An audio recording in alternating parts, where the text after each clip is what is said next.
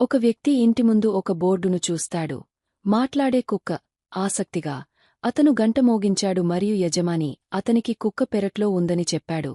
మనిషి పెరట్లోకి వెళ్లి కుక్కను అడిగాడు. మీరు మాట్లాడగలరా? అవును. కుక్క సమాధానమిస్తుంది. మనిషి అడుగుతాడు. మీ కథ ఏమిటి? కుక్క పైకి చూసి. సరే, నేను చిన్నతనంలో మాట్లాడగలనని కనుగొన్నాను. నేను సహాయం చేయాలనుకున్నాను.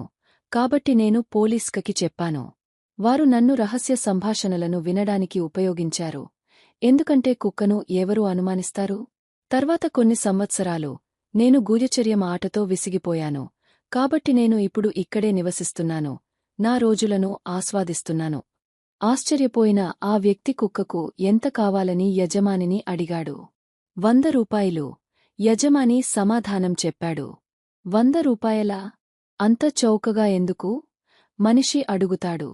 ఎందుకంటే ఆ కుక్క అబద్ధాలకోరు అని యజమాని చెప్పాడు. ఆ కుక్క అలాంటి పనులేవీ చేయలేదు.